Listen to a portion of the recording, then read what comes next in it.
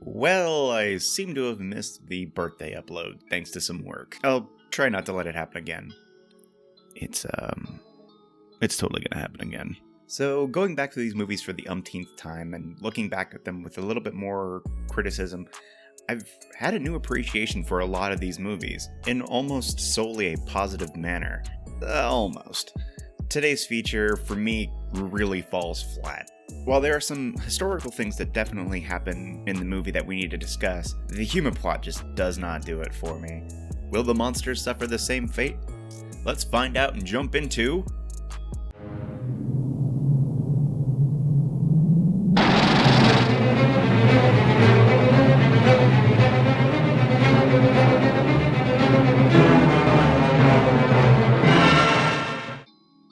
Our human protagonist this time around is Hiroshi, a manga artist who just can't seem to catch a break.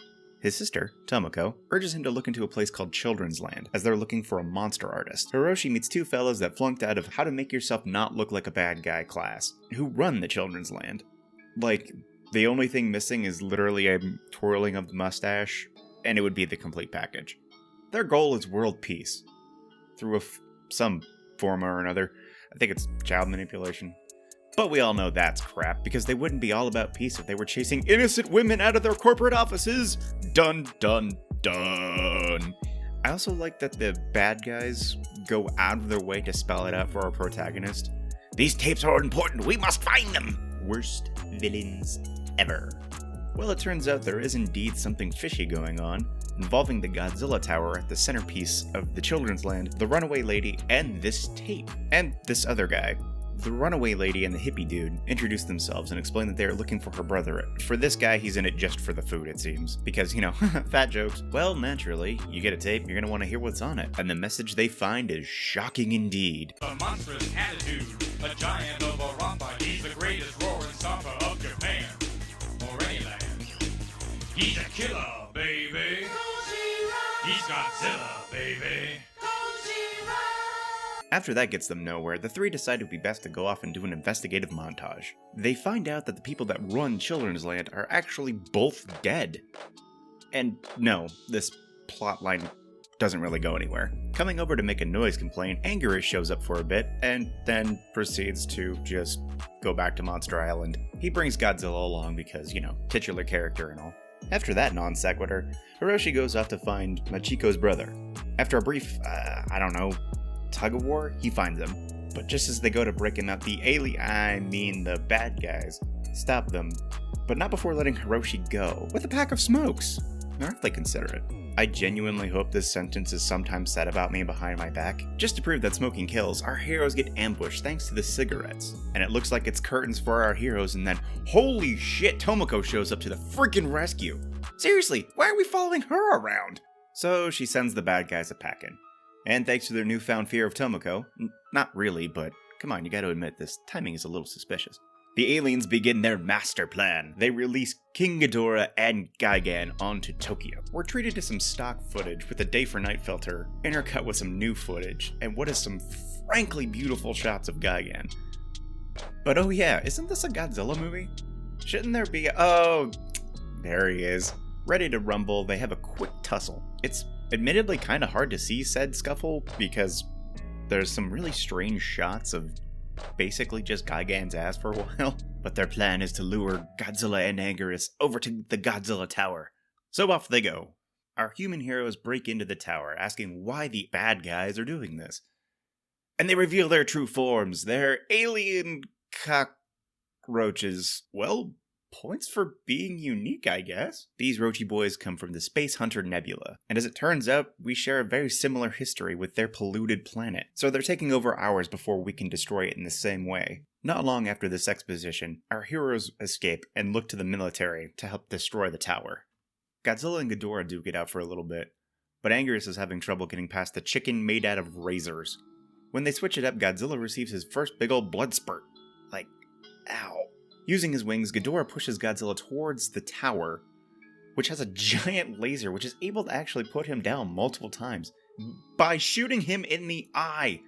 This poor atomic dinosaur, this is the 5th movie this has happened where he's gotten his eye knocked out. While that assault is going on, Our human heroes do their most heroic act of the entire movie and blow the tower up, killing all the alien cockroaches inside, halting the attack. But it might be too late. Gigan takes this opportunity and bashes Godzilla's skull open. Like, holy crap, this is a dark moment. And then he drags his unconscious body over to Ghidorah, who punts it like a kickball into the Godzilla tower. Or what's left of it anyway. This somehow gives him the energy to ignore his various battle wounds. He gets back up into the fight and wastes 0 time beating the ever-living crap out of his would-be assassin. Anguirus and Ghidorah recreate their favorite scene from Destroy All Monsters. Also wanting to relive old times, Godzilla rushes over to help Anguirus and sets him up for a kind of awesome Iron Maiden attack. I'm gonna have to work this into his stat block, I think. They reuse this shot 3 times, and then Godzilla proceeds to throw Ghidorah over his shoulder 3 more times. You can kind of tell this is a point at which Toho was kind of running out of money for these movies with all the stock footage and reused footage. The movie ends with the dastardly duo flying off, and our dynamic duo, with maybe about 20 vision, heading off into the sea. This movie goes from corporate espionage flick to drawn-out comedy to kind of a dark monster fight, complete with nearly killing the titular character. The comedy never really fits the tone, to the point where I had a hard time actually writing the script initially. I think it's meant to offset the fight at the end, but it's really rough to sit through. This combination just really doesn't do it for me personally, though I would recommend it for maybe the last 15 minutes of the feature. But with this movie done, let's check out this new monster and stat him up. Alright guys, let's take a look at the original Robot Chicken for this week. This guy has a lot of positives going for him. He's got a great look, he can fly, and of course putting Big G on his heels like that, definitely worthy of something big. Unfortunately, he gets something kind of small. We have something that needs a little bit of retooling. Let's look at the hook horror on page 189 of the Monster Manual. It certainly looks the part, wouldn't you say? Let's hit him with the old faithful standards, Gargantuan and Siege. This AC isn't too bad, actually. But there it is. The HP is a little too low. He gets into a few fights with Godzilla and a quick squabble with King Ghidorah.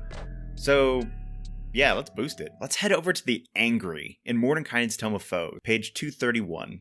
This funny fellow and its brethren are all basically incarnations of the 7 deadly sins. What fun! And oh yeah, there it is.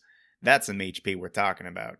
Because we see Gigan flying, we're going to give him about 120 fly speed. Surprisingly, I think we should keep the stats for the hook horror, as they're surprisingly more beefy than that of the Angry. We will be keeping the passive stuff for the Angry, though. We're going to retool it and call it something else, though. The double heads feature, I've revised calling it the Visor, and its kind of awesome hook attacks, we're going to call Blood is Fun.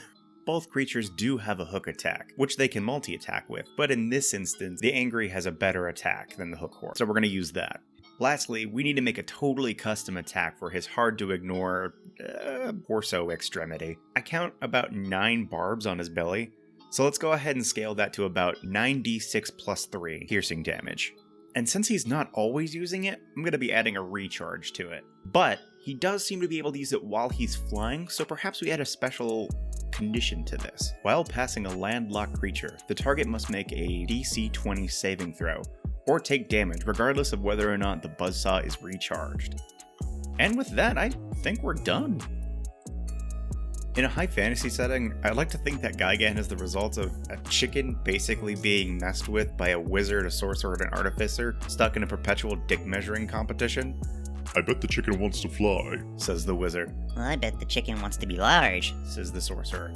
Knives! Shrieks the artificer. And they all just start adding to it from there, making a truly angry creation that only wants to subdue the world for allowing jerks like them to create it. Considering the very steampunk nature, perhaps the world setting should be in Eberron. One of the 3 could have, like, hidden control through an instrument or something that allows Gigan to go off and destroy shit. Maybe they could be space cockroaches. It's up to you. I love this monster's origins and just how ridiculous it can be. Well, it's getting to be about that time again. Thank you again so much for sticking with my strange little YouTube series. It really does mean a lot. If you have the free time, hit me with the YouTube goodness of thumbs up, commenting, hitting that bell, and subscribing. I do take notice. Next time we're going to cover something really personal to me as we look at Godzilla vs. Megalon. Thank you so much for watching, and be sure to take care of yourselves out there, folks.